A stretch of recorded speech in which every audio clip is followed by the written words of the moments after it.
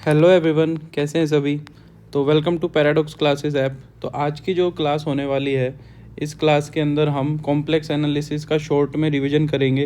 Revision का मतलब ये रहेगा कि हमारे DSSB के अंदर, हमें तो अभी इसी से मतलब है, DSSB के अंदर जहाँ से मेजर टॉपिक्स हमसे वो पूछता है ना, ज़्यादा क्वेश्चंस जहाँ से आते हैं, हम उन टॉपिक्स को पहले शॉर्ट में रिवाइज़ करेंगे। ठीक है, एक बार शॉर्ट में देखेंगे उनको कैसे अप्लाई करना है, और उनसे रिलेटेड जो DSSB में प्रीवियस ईयर क्वेश्चंस आए हुए हैं, ऑन रिपीट आए हुए हैं, जहाँ से वो ज़्यादा क्वेश्चंस हमसे पूछता है, उन सब क्वेश्चंस को हम डिस्कस भी करेंगे। तो एक तरीके से प्रीवियस ईयर क्वेश्चंस हमारे टॉपिक वाइज भी हो जाएंगे और उस टॉपिक को हम शॉर्ट में रिवाइज करेंगे। यहाँ पे पूरा कॉम्प्लेक्स एनालिसिस तो ऑब्वियसली बात है हम नहीं कर पाएंगे, क्योंकि बहुत बड़ा टॉपिक होता है।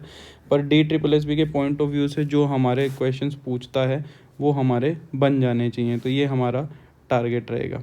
ठीक है, तो विदाउट वेस्टिंग एनी टाइम हम स्टार्ट करते हैं। ठीक है, तो सबसे पहले जो हमारे पास इम्पोर्टेंट टॉपिक आता है वो आता है कोशी थ्योरम। तो कोशी थ्योरम एक इम्पोर्टेंट टॉपिक है, यहाँ से हमें क्वेश्चन देखने को मिल सकता है। कोशी थ्योरम बड़ी सिंपल सी थ्योरम है।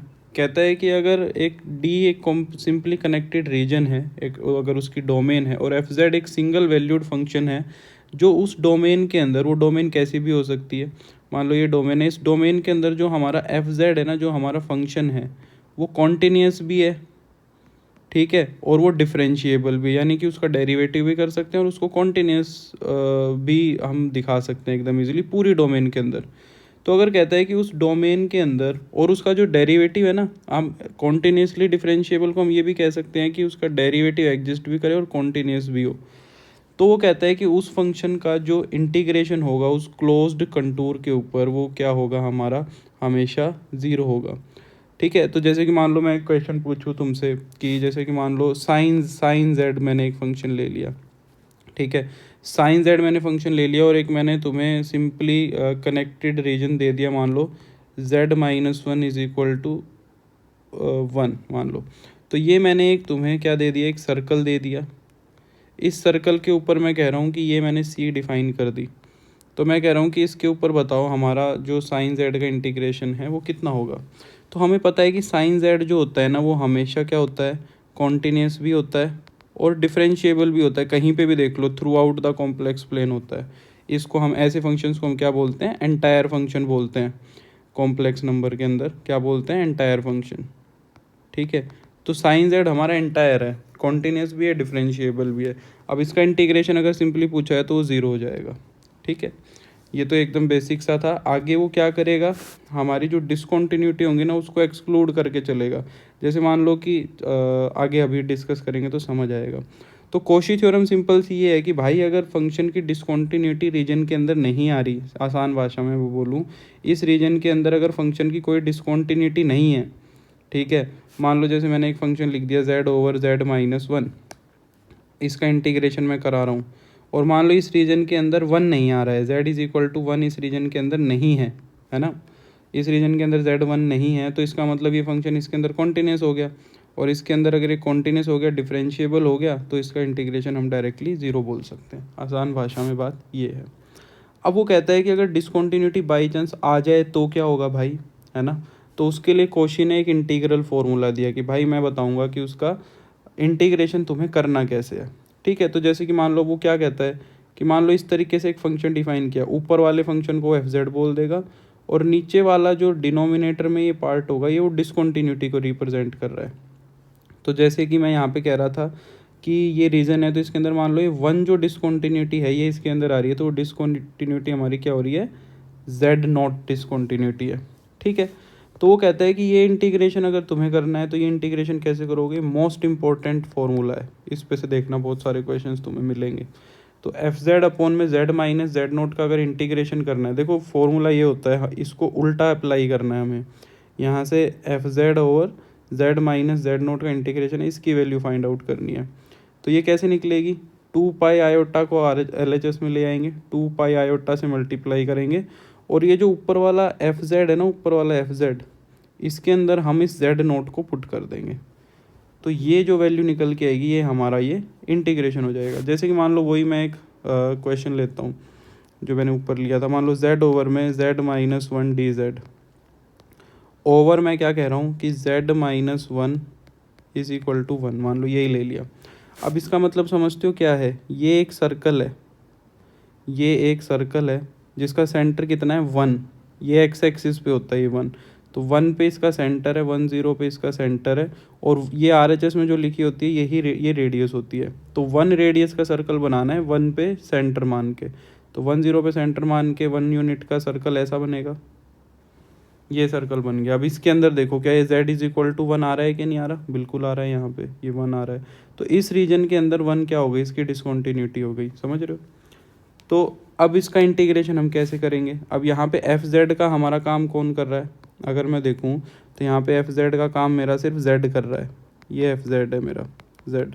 तो हमें क्या करना है, कुछ नहीं करना, 2 पाई आयोटा से मल्टीप्लाई कराना है, और ये जो जेड है एफ जेड है, एफ जेड के अंदर हमें क्या पुट कर देना था, जेड नोट। तो जेड नोट का काम कौन कर रहा है हमारा, यहाँ पे 1 कर रहा है, तो इसके अंदर 1 रख दो, यानी कि एफ जेड एफ ऑफ 1 कितना आएगा, जेड ही है खाली, तो ये 1 हो जाएगा।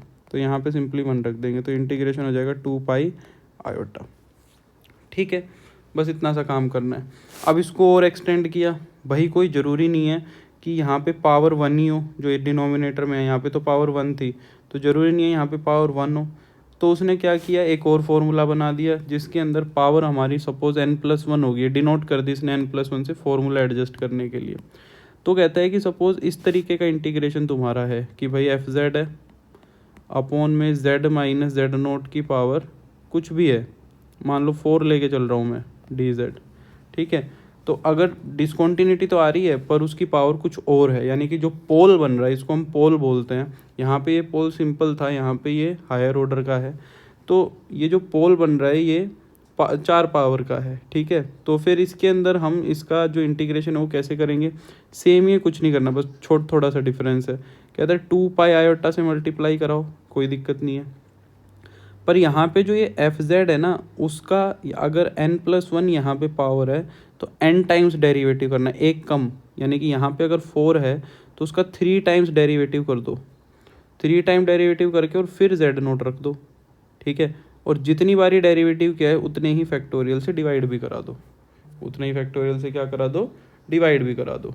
तो इस तरीके से हमारा हो जाएगा ये, है ना, इस तरीके से हमारा ये इंटीग्रेशन हो जाएगा। जैसे कि मान लो मैं एक एग्जांपल दूं तुम्हें, जैसे कि सपोज मैंने z³ लिख दिया ऊपर, और नीचे मान लो मैंने z-1 का स्क्वायर dz लिख दिया, और रीजन यही मान लो यही वाला, क्योंकि मैंने z-1 इज इक्वल टू 1 लिया है।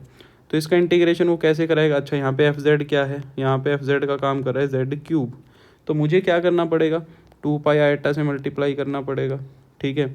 और यहाँ पे 2 है ना, 2 पावर 2 है, तो मेरे को एक बार ही डेरिवेटिव करके और उसके अंदर कितना रखना पड़ेगा, 1 रखना पड़ेगा, जेड नोट कितना है 1, और नीचे मैं 1 फैक्टोरियल से डिवाइड करा दूंगा। अब जब इसका एक बार ही डेरिवेटिव करोगे तो कितना आएगा, 3z² आएगा।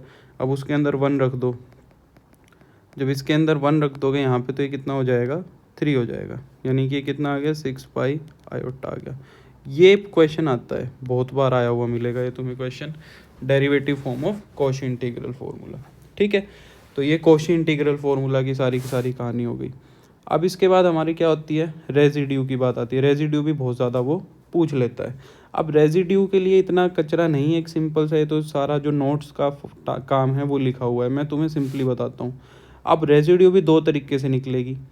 एक रेजिड्यू तो निकलेगी जिसके अंदर हमारा जो पोल होगा ना वो सिंपल पोल होगा, ठीक है, सिंपल पोल, यानी कि जिसमें पावर 1 होगी यहाँ पे।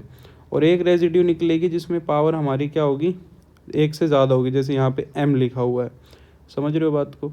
तो देखो जैसे यहाँ पे ये क्या कह रहा है कि मान लो जो तुम्हारा फंक्शन है वो क्या है, phi Z over psi Z है। यहाँ पे जो साई जेड है ना वो कुछ इस तरीके का है, z-a इंटू एफ जेड, यानी कि इसके अंदर से z-a जो है वो डिसकॉन्टीन्यूटी बना रहा है, सिर्फ सिंगल ऑर्डर का पोल है, ठीक है। तो तुम्हें वो कह रहा है कि कुछ नहीं करना। मान लो जैसे मैं एक एग्जांपल दूं तुम्हें, जैसे मान लो ऊपर z² + 1 है और नीचे z-1 है। अब ये सिंपल पोल है, इसकी रेजिड्यू कैलकुलेट करनी है तुम्हें। ये कहाँ पे डिसकॉन्टीन्यूटी बना रहा है, 1 के ऊपर डिसकॉन्टीन्यूटी बना रहा है, सिंपल पोल है क्योंकि पावर कितनी है, 1 है।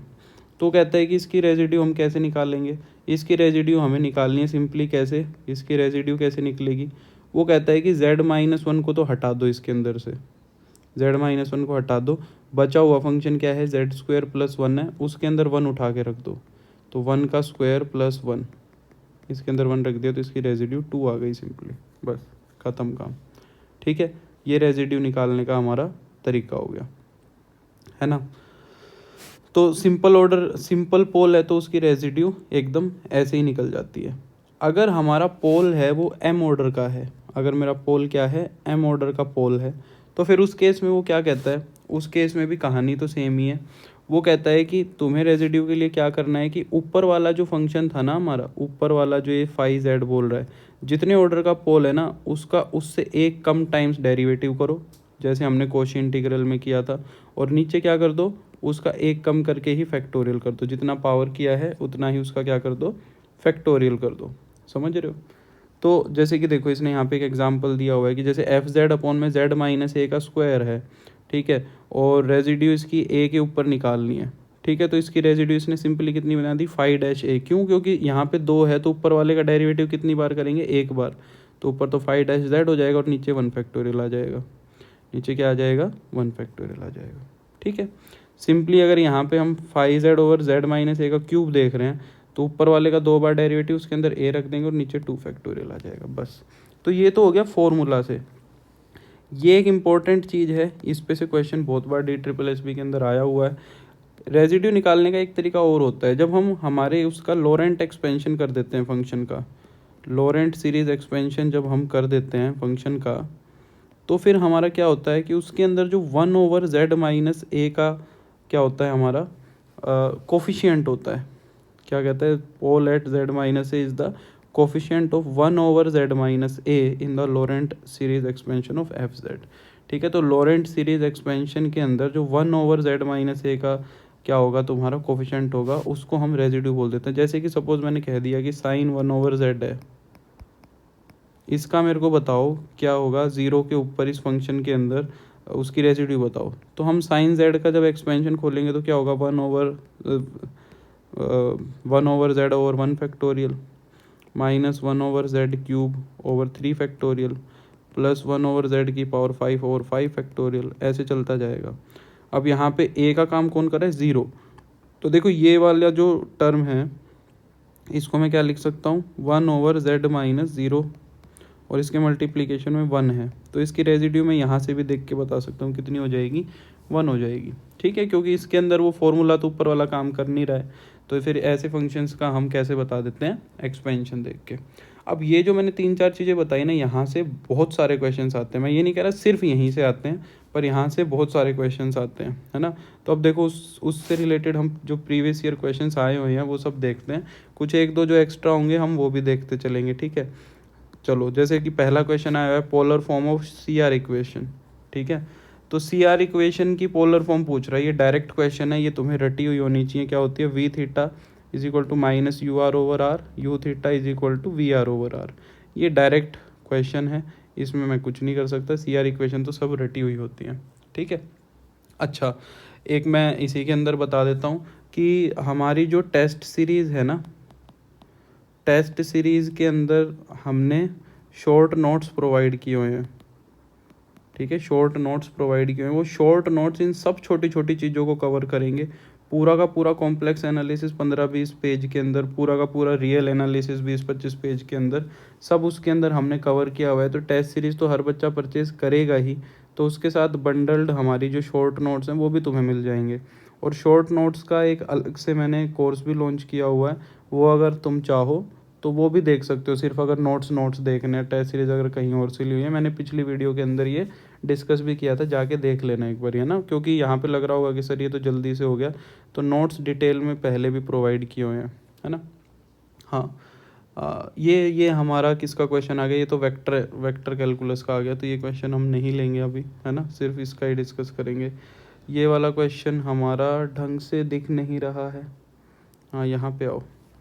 Evaluate the integral 1 over z dz where c is the circle, z is equal to e raised to the power iota beta, where b की रेंज क्या दी हुई है, 0 से पाई के बीच में। अब देखो ये क्वेश्चन ना थोड़ा सा कंफ्यूज करने के लिए दिया हुआ है, हमसे इंटीग्रल पूछ रहा है 1 ओवर z dz का।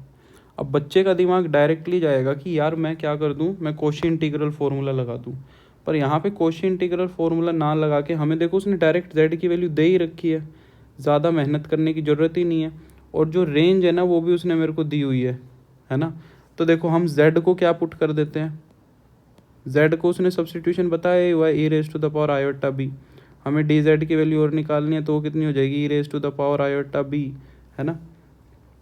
आयोटा b का डेरिवेटिव करेंगे तो कितना हो जाएगा, आयोटा db, ठीक है, ये हो जाएगा। अब हमें क्या करना है, इनकी ये वैल्यू सब्सटीट्यूट कर देंगे तो dz की जगह हम क्या रख देंगे e raise to the power iota e raise to the power iota b db, और अपॉन में z की जगह क्या रख देंगे e raise to the power iota b, और b की रेंज उसने 0 से पाई बोली है तो 0 से पाई रख देंगे। तो e raise to the power iota b से e raise to the power iota b cut जाएगा, और 0 से पाई आयोटा को बाहर निकाल लेंगे तो ये सिंपली db बन जाएगा। db का इंटीग्रेशन b हो जाएगा, और जो इंटीग्रेशन है वो कहाँ से कहाँ तक हो जाएगा 0 से पाई तक, अपर लिमिट पाई लोअर लिमिट 0, तो पाई आयोटा सिंपली इसका आंसर आ जाएगा। तो यहाँ पे सब्सटीट्यूशन दे दिया उसने सिंपल सा, है ना। तो ये हमारा डायरेक्ट क्वेश्चन था एक तरीके से। नेक्स्ट क्वेश्चन देखते हैं, ये वाला क्वेश्चन देखो क्या कह रहा है, find the domain of the function defined by F Z is equal to, F Z हमें फंक्शन क्या डिफाइन किया हुआ है, z over z plus z conjugate है ये, ठीक है, where z dash denote the complex conjugate of z। तो इसकी डोमेन पूछ रहा है। एक फंक्शन की डोमेन डिफाइन करने के लिए हमें क्या करना होता है, अगर रैशनल फंक्शन दिया हुआ है तो डिनोमिनेटर ज़ीरो नहीं होना चाहिए। z से तो कोई समस्या हो नहीं रही, z तो हमेशा डिफाइन है, यानी कि z प्लस z कॉन्जुगेट जो है ना वो ज़ीरो नहीं होना चाहिए। तो हम ज़ीरो रख के देखते हैं दिक्कत क्या होगी, उस दिक्कत को ख़त्म कर देंगे। भाई जैसे हम सिंपल सा फंक्शन ले, जैसे कि x over x minus one, मान लो रियल फंक्शन है, तो इसकी मैं डोमेन पूछूंगा तो तुम कहोगे कि सर x 1 नहीं होना चाहिए, वही तो बात है, 1 को छोड़ दो, तो इसकी ऑल रियल माइनस में 1 इसकी डोमेन हो जाएगी। तो सेम बात वो है, नीचे वाले को ज़ीरो नहीं होने देना, तो नीचे वाले को ज़ीरो रख के देख लो, है ना। तो नीचे वाले को ज़ीरो रखोगे तो z क्या होगा a plus iota b for example, और उसका कॉन्जुगेट क्या होगा a minus iota b is equal to 0, iota b से आयोटा b कटेगा, 2a इज इक्वल टू 0 बन रहा है, यानी कि a 0 आ रहा है, यानी ये नहीं होना चाहिए। a क्या था हमारा z का रियल पार्ट था, a क्या था हमारा रियल पार्ट ऑफ z था, तो ये 0 नहीं होना चाहिए। अगर इस फंक्शन को डिफाइन होना है तो a को 0 नहीं होना चाहिए। तो ये बोल रहा है कि real part of z is not equal to 0, ये होना चाहिए, ठीक है। ये जनरल क्वेश्चन था, इसके अंदर कुछ पढ़ने की कोई खास जरूरत नहीं है, बस z पता होना चाहिए क्या होता है ना। अब अगर हम अगला क्वेश्चन देखें तो अगला क्वेश्चन जो है हमारा वो रेजिड्यू का है। अब देखो इसके अंदर रेजिड्यू का वो वाला फॉर्मूला तो फेल है, हमें इसके अंदर कौन सा लगाना पड़ेगा, लॉरेंट वाला लगाना पड़ेगा। तो इसका लॉरेंट सीरीज एक्सपेंशन हमें लगाना पड़ेगा। अब लॉरेंट सीरीज एक्सपेंशन लगाने के लिए हमें कोस का एक्सपेंशन पता होना चाहिए। देखो कोस एक्स का एक्सपेंशन क्या होता है, 1 minus x square by 2 factorial plus x की power 4 by 4 factorial minus x की पावर 6 बाई 6 फैक्टोरियल, ऐसे चलता जाता है। और साइन एक्स का इन दो के तो पता ही होना चाहिए, x minus x cube by 3 factorial plus x की power 4 by 4 factorial. Alternate sign चलते हैं और अल्टरनेटिव पावर्स चलती है, वो इवन पावर्स की होती है, सॉरी एक्स की पावर 5 ओवर 5 फैक्टोरियल, और यहाँ पे इवन पावर्स चलती हैं और यहाँ पे ऑड पावर्स चलती हैं। तो देखो अब यहाँ पे रेजिड्यू हमें कैसे निकालना पड़ेगा, 1 ओवर z माइनस 0 का कोफिशिएंट देखना पड़ेगा, अभी जैसे मैंने बताया था। तो z क्यूब को ऐसे ही रहने दो, कोस 1 ओवर z का एक्सपेंशन लगाओ, तो पहले तो 1 आएगा, फिर पावर 2 आएगी, 1 ओवर z का स्क्वायर ओवर 2 फैक्टोरियल, फिर पावर कितनी आएगी 4 आएगी, 1 ओवर z की पावर 4 ओवर 4 फैक्टोरियल, फिर पावर अल्टरनेट पावर में कितनी आएगी 6 आएगी, 1 ओवर z की पावर 6 ओवर 6 फैक्टोरियल, ऐसे चलता जाएगा, ठीक है। z क्यूब को अंदर ले जाओगे तो z क्यूब यहाँ पे पावर 2 आएगी तो ऊपर z बचेगा, 2 फैक्टोरियल 2 होगा, यहाँ पे z की पावर 4 नीचे है तो z क्यूब से मल्टीप्लाई कराओगे तो 1 ओवर 24 z हो जाएगा, और ये ऐसे चलता जाएगा। तो देखो ये 1 ओवर z का कोफिशिएंट मिल गया मुझे, 1 ओवर z का कोफिशिएंट कितना मिला 1/24, तो ये मेरी रेजिड्यू हो जाएगी। समझ गए इस तरीके से, देखो कितना आसान है। हाँ, रेडियस ऑफ कन्वर्जेंस पूछी है, रेडियस ऑफ कन्वर्जेंस का फॉर्मूला मुझे और बता देना चाहिए था। रेडियस ऑफ कन्वर्जेंस के दो फॉर्मूले होते हैं, देखो एक तो फॉर्मूला होता है r इज इक्वल टू, जो रेडियस ऑफ कन्वर्जेंस का हमारा सिंपल फॉर्मूला होता है वही होता है an over an plus 1, limit N approaches to zero, वो लगाना मैं भूल गया हूँ, वो लगा देता हूँ, ठीक है। Limit N approaches to infinity A N over A N plus one, एक तो ये फॉर्मूला होता है, और एक हमारा होता है कौन सा, जिसके अंदर हम Cauchy integral Cauchy root test use करते हैं, ठीक है। तो वो हम अभी नहीं यूज़ करेंगे, क्योंकि इसके अंदर हमारा सिंपल क्या दिया हुआ है, एन दिया हुआ है। तो ए एन मुझे क्या दिया हुआ है, एन दिया हुआ है। तो रेडियस ऑफ कन्वर्जेंस के लिए सिंपली मैं क्या करूँगा, limit N approaches to infinity, A N तो एन हो जाएगा, ये एन प्लस वन हो जाएगा। ये लिमिट सिंपली कितनी आ रही है, वन आ रही है। पर ये लिमिट कब आती है, जब एक्स की पावर एन होती है। यहाँ पे सिंपली एक्स की पावर क्या होती, एन होती सिंपली, है ना। अब देखो हमारी वन आई है, तो हमें वन लेने की कोई टेंशन नहीं है। जैसे सपोज एक्स की पावर टू एन होती, है ना, या फिर एक्स की पावर एन स्क्वेयर होता सपोज, तो एन स्क्वेयर होता और मान लो रेडियस ऑफ कन्वर्जेंस टू आ जाता, है ना। तो एक्स की पावर एन स्क्वेयर के लिए टू आया है, तो एक्स की पावर एन के लिए फिर रूट टू आ जाता, है ना, क्योंकि हमें एक्स की पावर एन के लिए देखना होता है। तो अब यहाँ पे हमारा वन आया है, जब भी वन आए तो टेंशन लेने की ज़रूरत ही नहीं, क्योंकि उसकी कुछ भी पावर करो वो हमेशा वन ही रहनी है। तो इसकी रेडियस ऑफ कन्वर्जेंस फिर सिंपली वन हो जाएगी। यहाँ पे माइनस वन की पावर एन प्लस वन का तुम सोच रहे हो कि सर यूज़ क्यों नहीं हुआ, क्योंकि ए एन अगर एक्चुअली में देखें तो माइनस वन की पावर एन प्लस वन ही है इंटू एन। तो जब उसका मोड लेंगे ना, मैंने यहाँ पे मोड लगाया था, तो ये पॉजिटिव नेगेटिव पॉजिटिव ही हो जाएगा। नेक्स्ट क्वेश्चन देखो, ये भी हमारा वेक्टर कैलकुलस के कुछ एक दो क्वेश्चन इसके अंदर हमने डाले हुए हैं, जो कि हमें अभी नहीं करने, वो वेक्टर कैलकुलस में करेंगे। ये वाला क्वेश्चन देखते हैं। ये हमारा देखो कोशी इंटीग्रल फॉर्मूला का, इसका इंटीग्रेशन करना है। तो देखो अब इंटीग्रेशन कैसे करेंगे इसका। तो अगर मैं इसका इंटीग्रेशन करूँ तो one over Z cube minus one का होल स्क्वायर है। पहले तो इसको फैक्टर बना के इसकी डिसकॉन्टिन्यूटी देखो कहाँ का आएगी, जेड माइनस वन का, तो इसको क्या लिख, जेड क्यूब माइनस वन को a cube minus b cube से एक्सपेंड करेंगे, तो जेड माइनस वन इंटू में a square plus a b plus b square, ये हो जाएगा। और इन सब का स्क्वायर भी है, तो इन सब का स्क्वायर डी जेड हो गया, ठीक है। अब डिसकॉन्टिन्यूटी देखो, सर्कल वही है बाई चांस जो मैंने एग्जांपल में लिया था। इस सर्कल का सेंटर कितना है, इस सर्कल का जो सेंटर है, यहाँ बना दूँ, इस सर्कल का जो सेंटर है वो वन पे है एक्स एक्सिस पे, और रेडियस भी कितनी है, वन ही है। तो वन रेडियस का सर्कल जब बनाओगे तो ऐसा बनेगा। तो डिसकॉन्टिन्यूटी साफ साफ दिख रही है कि z माइनस वन ही है, यही हमारा जो है ना, ये हमारा पोल बन रहा है, और ये दो ऑर्डर का, ये बात ध्यान रखना, ठीक है। अब इसको छोड़ के एफ जेड का काम कौन कर रहा है, ये भी देखो। इसको हटा दो, एफ जेड क्या करेगा, ऊपर तो वन है और नीचे ये वाला Z square plus Z plus one का होल स्क्वायर, ये हमारा क्या बन रहा है, ये हमारा एफ जेड बन रहा है। वन के ऊपर ये डिसकॉन्टिन्यूस है। अब जब इसके अंदर हम कोशी इंटीग्रल फॉर्मूला लगाएंगे तो टू पाई आयोटा आएगा, जो एफ जेड था उसका सिंगल डेरिवेटिव आएगा, और वन आएगा, उसके अंदर वन रखना पड़ेगा, और नीचे क्या आएगा, वन फैक्टोरियल। यानी कि इसका हमें क्या करना पड़ेगा, एक बार डेरिवेटिव करना पड़ेगा। तो जब इसका एक बार डेरिवेटिव करोगे तो माइनस का two over Z square plus Z plus one का होल क्यूब हो जाएगा जेड डेरिवेटिव।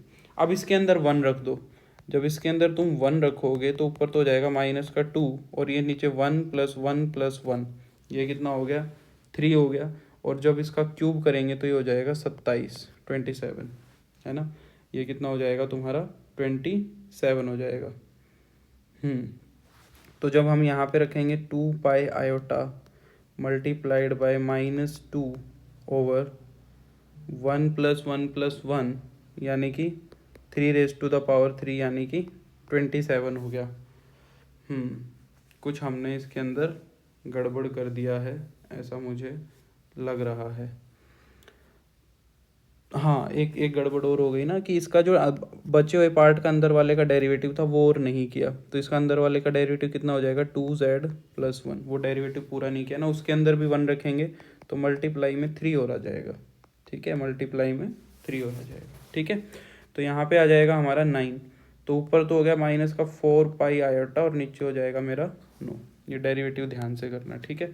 तो माइनस का 4 पाई आयोटा ओवर 9 हो जाएगा, ठीक है। तो इस तरीके से करना है। ये वाला सेम रिपीट क्वेश्चन आ गया है, इसका यही होगा।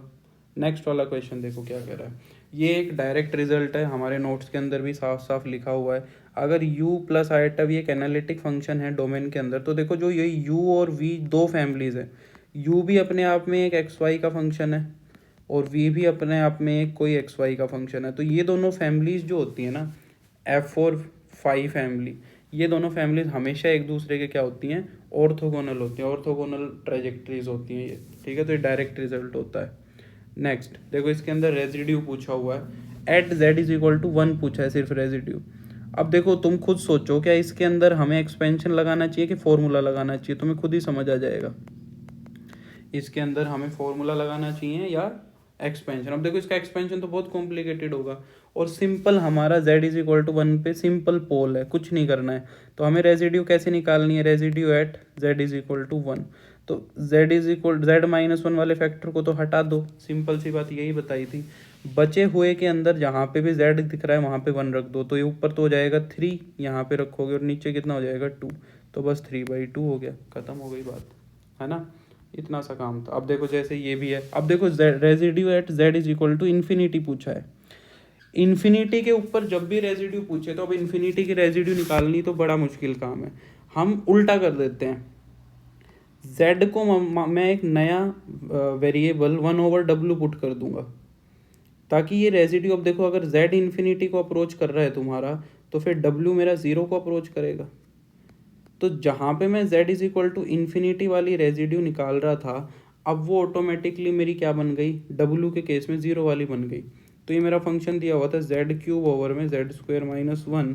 अगर मैं इसके अंदर z को क्या रख दूँ, अगर मैं इसके अंदर z को 1/w रख दूँ, तो ये मेरा क्या बन जाएगा, 1/w³ अपॉन में 1/w माइनस w² माइनस 1। तो अगर मैं इसका एलसीएम लूँ तो ऊपर तो आ जाएगा 1/w³ 1 minus w² over w² से w² यहाँ कैंसिल होगा, तो ये हो जाएगा 1/w इंटू में 1 माइनस w², ये बन गया। अब इसकी रेजिड्यू 0 पे निकल जाएगी। देखो ये मेरा फंक्शन क्या बन गया, f(w), ये मेरा बन गया 1/w इंटू 1 माइनस w², ठीक है। अब इसकी रेजिड्यू 0 पे निकालनी है, तो 0 वाले फैक्टर को तो ख़त्म करो और बाकी वाले के अंदर क्या रख दो, बाकी वाले के अंदर सिंपली 0 पुट कर दो, ठीक है। जब बाकी वाले के अंदर सिंपली 0 पुट कर दोगे तो ये क्या हो जाएगा, 1/1 माइनस 0 1। अब एक चीज़ ध्यान रखना कि जो रेजिड्यू इन्फिनिटी पे होती है ना, वो रेसिप्रोकल होती है, पर रेजिड्यू एट इन्फिनिटी हमेशा नेगेटिव हो जाती है, उसका साइन जो होता है वो हमेशा क्या होता है, चेंज होता है। रेजिड्यू एट इन्फिनिटी जो सिंपल रेजिड्यू होती है ना, उसका हमेशा नेगेटिव होता है। ये एक टॉपिक है, ये मैंने इसमें डिस्कस नहीं किया है, तो इसका नेगेटिव साइन हमें लेना होता है। जो सिंपल फॉर्मूला होता है रेजिड्यू का, उसका नेगेटिव होता है सिंपली। अगर एक्सपेंशन के हिसाब से अगर देखोगे तो एक्सपेंशन में भी जो 1/z माइनस a का कोफिशिएंट है ना, उसका नेगेटिव देखना है तुम्हें, उसका पॉजिटिव नहीं देखना है। रेजिड्यू एट इन्फिनिटी अगर पूछता है किसी एक्सपेंशन के अंदर, तो उसके अंदर तुम्हें क्या देखना है, नेगेटिव देखना है, ठीक है, साइन चेंज करके। नेक्स्ट क्वेश्चन देखो क्या कह रहा है, ये भी हमारा उसका ही है क्वेश्चन, ठीक है, क्या बोलते हैं, वेक्टर कैलकुलस का। थोड़े से वेक्टर कैलकुलस के क्वेश्चन दिए हुए हैं। If the contour is close and does not intersect itself, एक कंटूर अगर है क्लोज कंटूर और वो खुद को इंटरसेक्ट नहीं करता है, तो उसको हम क्या बोलते हैं, जॉर्डन कर्व बोलते हैं। तो ऊपर जैसे हमने देखा भी था, उसके अंदर जॉर्डन कर्व डेफिनेशन के अंदर आया भी था, फॉर्मूले के अंदर, कोशी इंटीग्रल वाले के अंदर। नेक्स्ट क्वेश्चन देखो क्या कह रहा है, let fz be a single valued analytic function in a simple connected domain D, if then fz dz over the limit, तो ये पूछ रहा है कि इंटीग्रेशन fz dz क्या होगा। बड़ा सिंपल सा सवाल है, over the limits a to b, a से b, where fz is an indefinite integral of fz। तो इंटीग्रेशन बता दिया। कह रहे हैं कि जो कैपिटल fz है ना, ये जो कैपिटल fz है, ये स्मॉल fz का क्या है, इंटीग्रल है। तो इंटीग्रल तो बता दिया, इसका इंटीग्रल कैपिटल एफ जेड दे दिया, लिमिट्स दे दी ए से बी। तो अपर लिमिट रखोगे तो capital F of B, lower limit रखोगे तो एफ ऑफ ए, ये हो गई हमारी लिमिट, ठीक है। नेक्स्ट देखो ये क्वेश्चन फिर से रिपीट मारा हुआ है, रिपीट क्वेश्चन आया हुआ है। u plus iota V analytic है, u और v कांस्टेंट है, तो ये दोनों क्या करेंगे, ऑर्थोगोनल होंगे एक दूसरे के। रिपीट क्वेश्चन है। अब देखो यहाँ पे रेजिड्यू है, मैं वही बता रहा था, इस डायरेक्ट क्वेश्चन आया हुआ है। एफ जेड के अंदर जो हमें एक्सपेंशन है वो सीधा दिया हुआ है, एफ जेड का 1/z³। अब इसकी रेजिड्यू इन्फिनिटी के ऊपर पूछ रहा है। देखो तो मैंने क्या बताया था कि जो कोफिशिएंट है ना, उसका नेगेटिव लेना है तुम्हें, 1/z के कोफिशिएंट का नेगेटिव लेना है। तो सिंपली कितना हो जाएगा, -1। अगर सिंपल पूछता तो मैं इसको 1 लिखता, पर इन्फिनिटी में पूछा है तो कितनी हो जाएगी, नेगेटिव हो जाएगी। बस इतनी सी बात है। अगर इतनी सी बात किसी को पता होगी तो वो कवर हो जाएगा। इस क्वेश्चन के अंदर मेरे को थोड़ा सा गड़बड़ लग रहा था, तो इसको मैं नहीं डिस्कस करूँगा अभी। हाँ, ये देखो, एंटायर फंक्शन हमेशा क्या कहता है, which theorem state that if an entire function is bounded for a value of z then it is a constant. एक एंटायर बाउंडेड फंक्शन जो होता है ना वो हमेशा कांस्टेंट होता है। ये लियोविल्स थ्योरम है, डायरेक्ट थ्योरम है, सीधा, इसके अंदर कुछ भी नहीं। एंटायर बाउंडेड फंक्शन हमेशा कांस्टेंट होगा। एक ऐसा फंक्शन जो एंटायर भी हो और बाउंडेड भी हो वो हमेशा कांस्टेंट होगा। ठीक है, नेक्स्ट क्वेश्चन देखो क्या कह रहा है। If a function F Z is continuous on a contour C of length I, interval की लेंथ आई, और एम जो है ना उसका अपर बाउंड है, तो एफ जेड का इंटीग्रल किससे बाउंडेड होगा? एफ जेड का जो इंटीग्रल है वो पूछ रहा है किससे बाउंडेड होगा। तो एम तो फंक्शन का बाउंड हो गया, और आई जो है ना उसकी इंटरवल की लेंथ है, तो हमारा जो फंक्शन होगा वो एम इंटू आई से क्या हो जाएगा, बाउंडेड हो जाएगा। ठीक है, क्योंकि जब उसका इंटीग्रेशन करेंगे तो एफ जेड तो उसका इंटीग्रेशन होगा, और लिमिट में उसकी upper limit minus lower limit आएगी। मान लो अपर लिमिट बी है, लोअर लिमिट ए है। अब इसका जो अपर बाउंड है बी माइनस ए, वो तो आई बन गया, और जो एफ जेड है मेरा फंक्शन, उसका जो अपर बाउंड होगा वो मेरा एम हो जाएगा। ठीक है, इसकी मैक्सिमम वैल्यू हमने यहाँ पे लिख दी, बी माइनस ए की वैल्यू कितनी हो जाएगी, आई हो जाएगी, तो एम आई हो जाएगा। ठीक है, ये वाला क्वेश्चन देखो, check about the continuity and analyticity of, analyticity यानी differentiability of f z cos z. जैसे साइन जेड एंटायर फंक्शन होता है वैसे ही कोस जेड भी एंटायर होता है, हर जगह कॉन्टिन्यूस और बाउंडेड होता है, सॉरी डिफरेंशिएबल होता है। तो ये continuous and analytic everywhere entire function है। ठीक है, the radius of convergence of, ये भी थोड़ा सा मेरे को ना इसमें ये पता नहीं क्या ही लिखा हुआ है, x-7 raise to the power करके लिखा हुआ है, तो ये मेरे को समझ नहीं आया ये कैसे लिखा हुआ है, n+1/n raise to the power n, ये थोड़ा सा डाउटफुल है। ये यहाँ पे ये नहीं आना चाहिए शायद, मेरे को जहाँ तक लग रहा है। तो इसके अंदर थोड़ी सी समस्या मेरे को फील हो रही है इस क्वेश्चन के अंदर भी। ये जो सिंबल है ये कह रहा है कि इसकी पावर में होगा, और अगर ये इसकी पावर में है तो थोड़ी सी ये दिक्कत करेगा हमें। ठीक है, और यहाँ पे भी ये देखो इन्फिनिटी आगे लिखाया हुआ है, तो इस क्वेश्चन में थोड़ा सा डाउट क्रिएट हो रहा है। हाँ, ये वाला जो है हमारा वेक्टर कैलकुलस का क्वेश्चन है, इसको भी हम अभी नहीं करेंगे।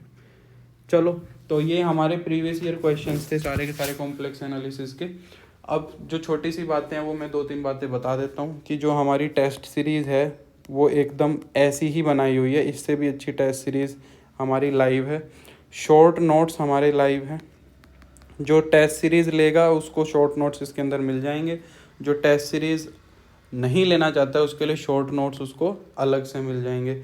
इसका जो पीडीएफ है, इस वीडियो का जो पीडीएफ है वो तुम्हें ऐप पे मिलेगा, पैराडॉक्स क्लासेस ऐप पे मिलेगा, फ्री कंटेंट के अंदर। ठीक है, क्योंकि इसका पीडीएफ जो है वो तुम्हारे लिए काफ़ी इंपॉर्टेंट हो जाएगा। वो पीडीएफ मैं पैराडॉक्स क्लासेस ऐप के ऊपर अपलोड कर दूंगा। अब आज हमने कॉम्प्लेक्स किया है, ऐसे ही मैं धीरे धीरे यूजीपीजी के कुछ टॉपिक्स डिस्कस कर दूंगा, और जल्दी हम एक क्रैश कोर्स भी लॉन्च करने का प्लान करेंगे, जिसके अंदर हम ज़्यादा से ज़्यादा क्वेश्चंस का प्रैक्टिस करा पाएँ टॉपिक वाइज, इतना ज़्यादा थ्योरी के चक्कर में ना पड़े, जो 1-1.5 महीने के अंदर ही मैक्सिमम फिनिश हो जाए, ऐसा क्रैश कोर्स करने की कोशिश करेंगे, क्योंकि थ्योरी से ज़्यादा क्वेश्चंस इंपॉर्टेंट रहेंगे। ठीक है, तो आज के लिए इतना ही बस। Thank you. मेरे को उम्मीद है वीडियो पसंद आया होगा। पसंद आया है तो लाइक कमेंट करके मेरे को बताना। और पैराडॉक्स क्लासेस के ऊपर हमारी टेस्ट सीरीज़ लाइव है, उसके अंदर 16-17 टेस्ट हैं, टाइमली रजिस्टर करके देना स्टार्ट कर दो। बस, bye, take care, see you.